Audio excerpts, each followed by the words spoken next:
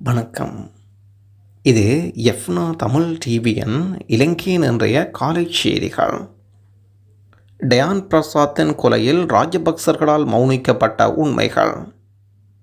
டயான் பிரசாத் கொலை விவகாரம் 3 சந்தேக நபர்கள் கைது.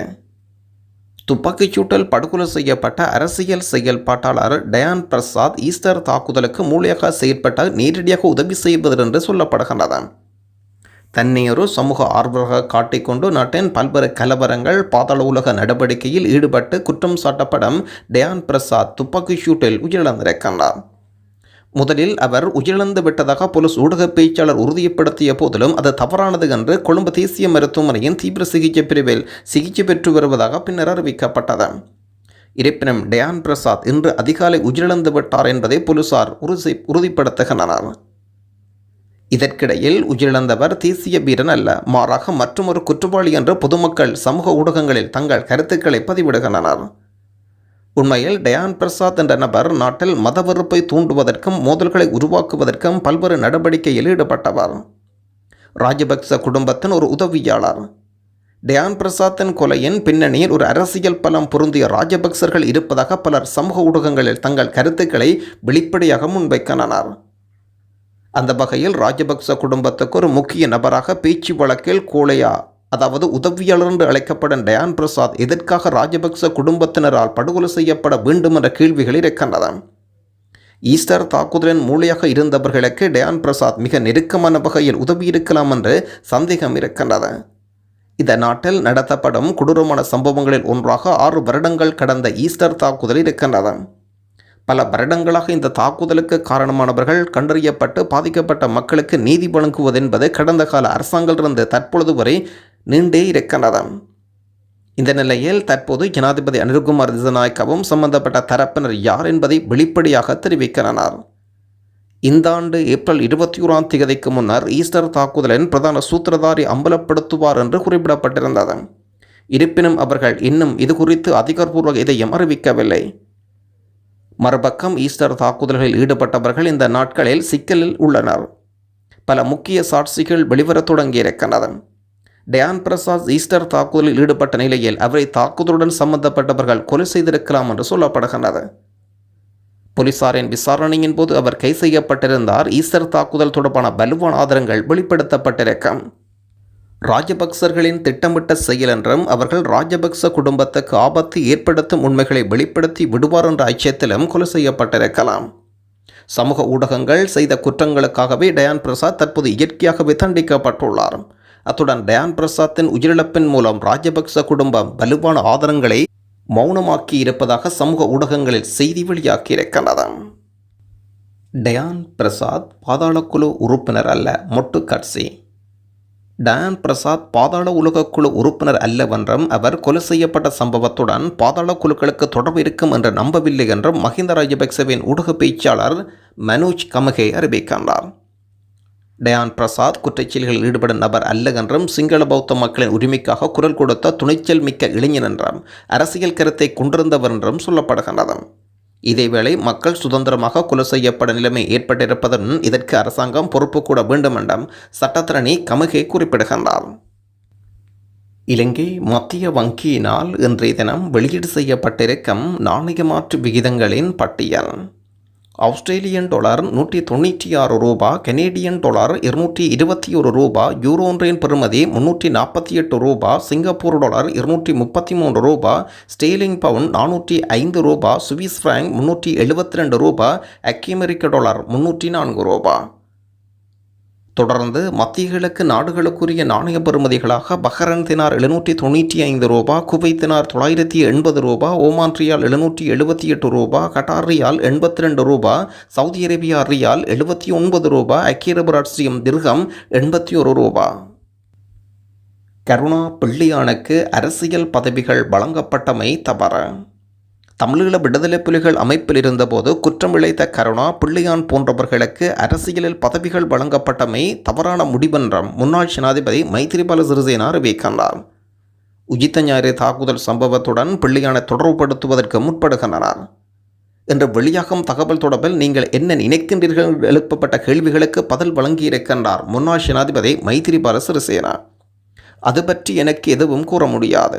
விசாரணைகள் முன்னெடுக்கும் சிஐடியினர் புலனாய்வு பிரிவுக்கே அது பற்றி தெரிந்திருக்கக்கூடும். எனக்கு இது பற்றி தகவல் தெரிய வரவில்லை. பிள்ளையான் தமிழீழ விடுதலை புலிகள் அமைப்பில் இருந்தவர். அந்த அமைப்பிலிருந்து அவர் வெளியேறி அரசாங்கத்துடன் இணைந்தபோது நான் அமைச்சு பதவிகள் வழங்கவில்லை. அப்படிப்பட்ட ஒருவருக்கு எப்படி பதவி வழங்கப்பட்டது என்று வழங்கியவரிடமே கேளுங்கள். அவ்வாறு பதவி வழங்கப்பட்டமை தவறாகும். புலிகள் அமைப்பிலிருந்து வெளியேறிய கருணாவும் பிள்ளையானும் இராணுவத்துடன் இணைந்தனர். போரை முடிப்பதற்கு இது உதவியாக அமைந்திருந்தது. அம்பாறையில் பிக்குகள் கொலை செய்தது யார்? இது அனைவருக்கும் தெரியும். எனவே நபர்கள் யார் என்ற தகவலை எனது வாயிலிருந்து எடுக்க முற்பட வேண்டாம். தமிழீழ விடுதலை புலிகள் அமைப்பில் இருந்தபோது கருணா, பிள்ளையான் மக்களை கொன்று குற்றம் இழைத்தனர் என்றும் குற்றம் சுமத்தி இருக்கின்றார் முன்னாள் ஜனாதிபதி மைத்திரிபால சிறிசேனா. கஞ்சிபானா இம்ரானும் டயான் பிரசாத்தும்.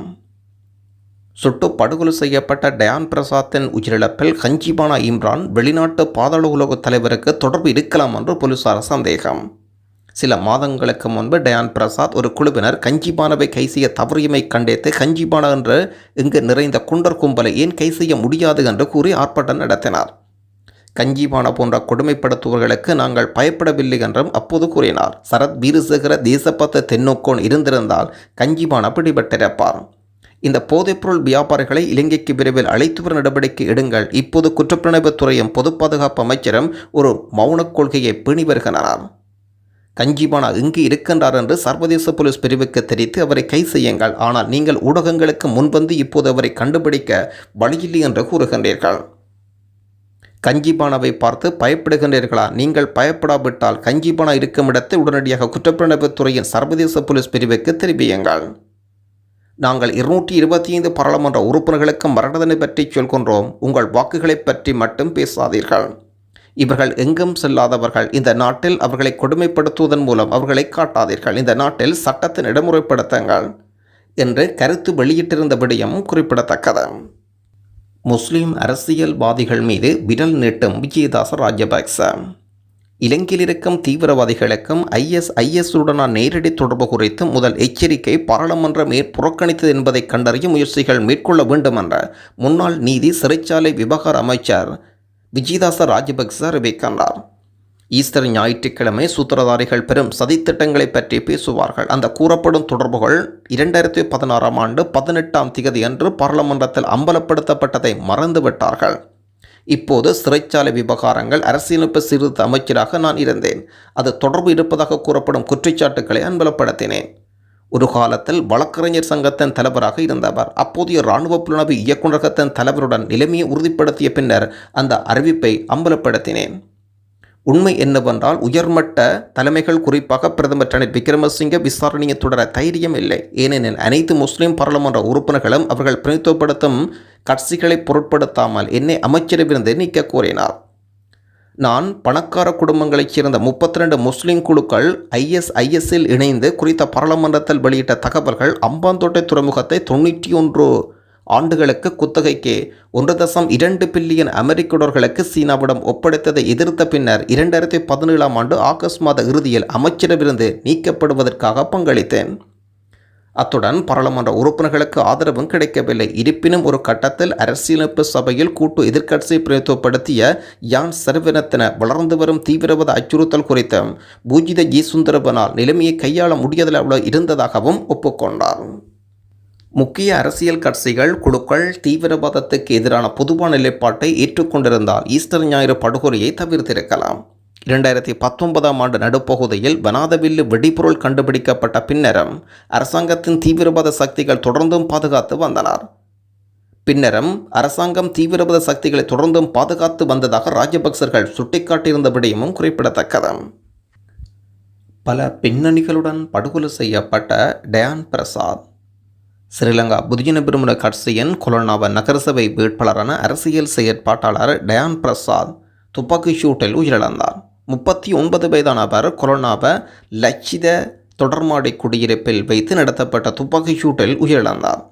டயான் பிரசாத்தின் மீது 4 துப்பாக்கி சூடுகள் மேற்கொள்ளப்பட்டது. அதில் 2 மார்பு பக்கத்திலும் மற்ற 2 தோள்பட்ட பகுதியிலும் மேற்கொள்ளப்பட்டிருந்தது. மோட்டார் சைக்கிளில் வந்த அடையாளம் தெரியாத இருவர் இந்த துப்பாக்கிச்சூட்டு தாக்குதலை நடத்தியிருந்தனர். குறித்த துப்பாக்கிச்சூடானது நேற்றிரவு 9 மணி 10 நிமிடம் அளவில் இடம்பெற்றது. அவர் வைத்தியசாலையில் அனுமதிக்கப்பட்டு தீவிர சிகிச்சையில் இருந்த பின்னரே அதிகாலை உயிரிழந்தார். டயான் பிரசாத்துக்கு அருகில் இருந்தவரும் துப்பாக்கிச் சூட்டுக்கு இலக்காகி படுகாயமுற்றுள்ளார். நன்றி.